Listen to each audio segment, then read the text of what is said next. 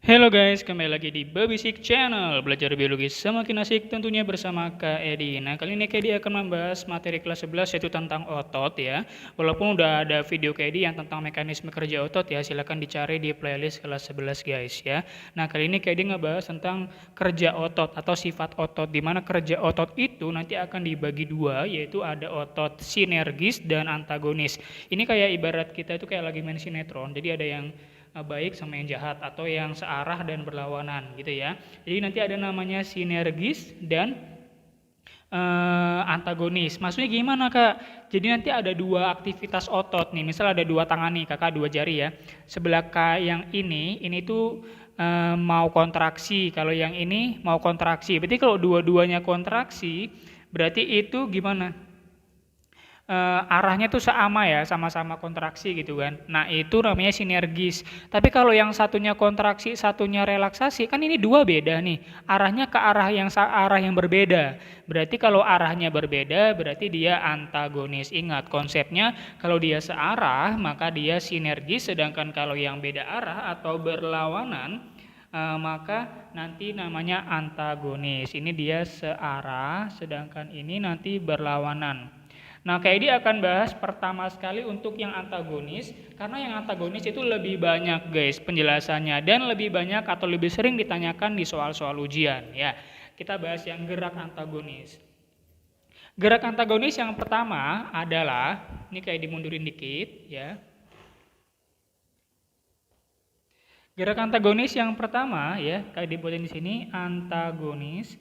Gerak antagonis yang pertama namanya adalah ekstensi.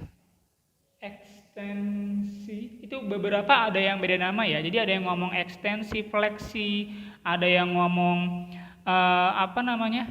Ekstensor flexor gitu ya. Jadi ini bisa diganti ekstensor flexor atau ekstensi fleksi. Nah, ini merupakan gerakan meluruskan dan bengkok. Jadi kalau extend itu lurus, ya, ini meluruskan, gerakan meluruskan, tangan kamu diluruskan gitu ya. Sedangkan kalau yang fleksi ini membengkokkan ya, membengkokkan. Jadi ibaratnya lihat tangan kakak ini lurus gitu kan, terus bengkok. Ekstensi, fleksi gitu aja.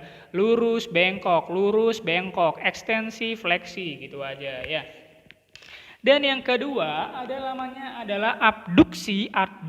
Jadi namanya ada ini agak-agak kalau secara omongan atau secara pelafalan itu sama bahasanya. Lihat deh ya, ada adduksi versus abduksi. Bedanya apa Kak? Coba diamati lebih detail. Apa bedanya? Bedanya letaknya adalah pada huruf D-nya. Kalau di sini huruf D-nya ada 2, sedangkan di sini D-nya ada 1. Atau kalau kita amatin, kalau dia adduksi karena dia D-nya ada 2, berarti dia mendekati ya, mendekati badan, mendekati. Ganti. Ya, jadi kalau adduksi itu mendekati, sedangkan abduksi itu menjauhi badan. Maksudnya gimana Kak? Aku nggak ngerti. Nah, ini kamu lihat gambarnya. Misal nih ada poros gitu kan, ini ada poros nih, ini poros tubuh kamu ya, nih poros tubuh kamu.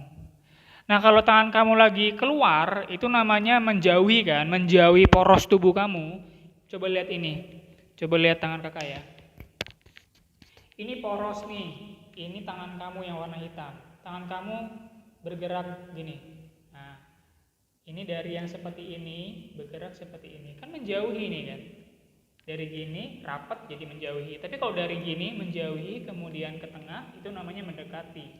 Gitu. Atau sama aja dengan kayak gini nih. Ini dari pusatnya jempol ya. Kalau tangan telunjuk kakak kayak begini keluar, berarti kan dia menjauhi telunjuk. Menjauhi jempol. Kalau dia menjauhi sap gitu, berarti dia namanya menjauhi atau ABD ya. Kalau dia mendekati dari luar masuk ke dalam itu mendekati, namanya ADD. Jadi ADD, ABD. D-nya ada 2, D-nya ada 1. Itu fokusnya ya. Dan selanjutnya ada yang tipenya depresi elevasi ya. Yang ketiga ada jenis yang depresi versus elevasi. Ini kayak kamu bayangin aja depresi. Orang depresi itu gimana ekspresinya? Ceria atau sedih? Sedih kan? Orang kalau sedih kepalanya itu ndanga atau turun. Bahasa ndanga lagi. Ndanga itu apa ya bahasanya? Ndanga itu kayak kamu kepalanya menuju ke arah atas ya. Jadi orang depresi itu nggak mungkin kan kepalanya ke atas. Pasti kepalanya cenderung tunduk ke bawah kan. Nah, jadi kalau depresi itu dia ke bawah ya karena dia lagi sedih, jadi nggak mungkin orang lagi sedih kepalanya diarahkan ke atas, pasti menunduk dia. Sedangkan elevasi lawan dari ke bawah berarti apa? Ke atas ya, lawannya adalah ke atas. Kayak kamu lagi naik elevator, elevator kemana arahnya? Ke atas kan? Berarti gitu. Depresi elevasi, turun naik, ke bawah ke atas gitu aja ya.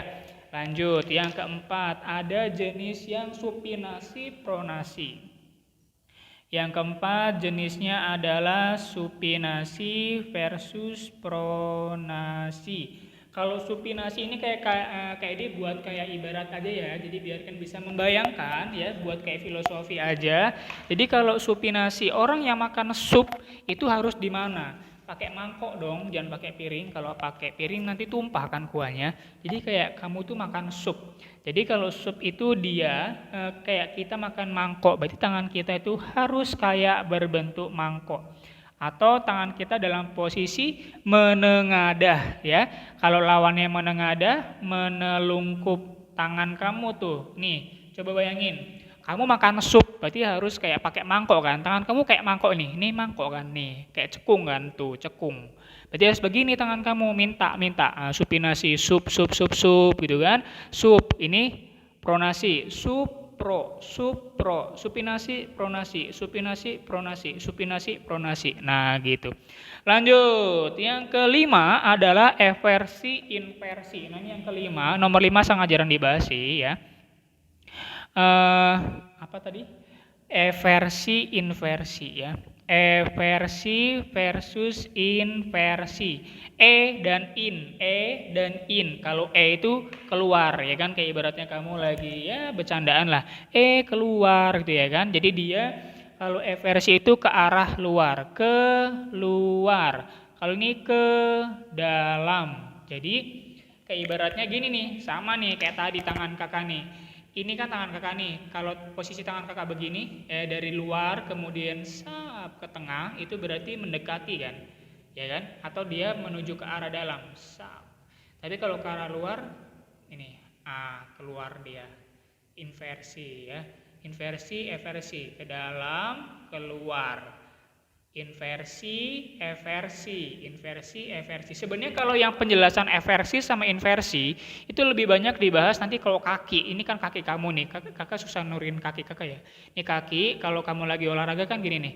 Ayo dibuka. Nah, dibuka gini kan telapak kakinya. Nah, dibuka sap dikit aja. Itu namanya keluar, berarti eversi. Kalau dari luar kemudian ke dalam, kakak ulang dari luar ke dalam gitu kan. Dari nangak gini kemudian agak tutup lagi, itu namanya ke dalam atau namanya inversi. Kalau dari dalam dibuka dikit itu eversi. Nah gitu guys, simpel kan ya. Selanjutnya adalah yang sinergis. Kalau yang sinergis ini terdapat pada pronator teres sama pronator quadratus ya. Ini terdapat di sekitaran, ini jarang dibahas sih ya. Nanti kalau yang jenis yang ini yang sinergis, kakak tuliskan di sini aja, namanya ada pronator teres dan pronator quadratus. Ini pronator teres dan pronator quadratus. Ini kayak tangan kita lagi ngebuka kunci. Ini lihat tangan kakak, ini kayak gini. Ini ada kunci kan, kelihatan nggak? Ini kayak gini ya, anggap aja tangan kakak ini. Ini ada radius sama ulna ya. Radius, ulna. Ini ketika kakak buka kunci kan begini, sap, gitu kan, ke sini ya ikut ke sini, ke sana ya ikut ke sana, gitu kan. Jadi ada di sini, dua-duanya ada dua ototnya di sini, sap, gitu kan, ke kanan ikut ke kanan, ke kiri ikut ke kiri. Nah gitu. Jadi yang melibatkan tulang apa ini, radius dan ulna, kayak gitu guys ya. Oke, jadi itu penjelasan singkat tentang otot sinergis sama otot antagonis ya. Bagi kalian yang belum paham, silakan diulang lagi aja video kayak ini ya. Mudah-mudahan kalian cepat paham dan jangan lupa untuk berikan tombol like dan komen di bawah jika masih belum paham, dan share video ini ke banyak teman kamu biar kamu dan teman kamu lebih pintar dalam memahami pelajaran biologi. Dan bagi yang belum berlangganan silakan klik tombol subscribe-nya dan jangan lupa untuk klik tombol lonceng biar kamu selalu update tentang pemberitahuan video-video dari Kak Edi. Berbisik Channel, belajar biologi semakin asik tentunya bersama Kak Edi.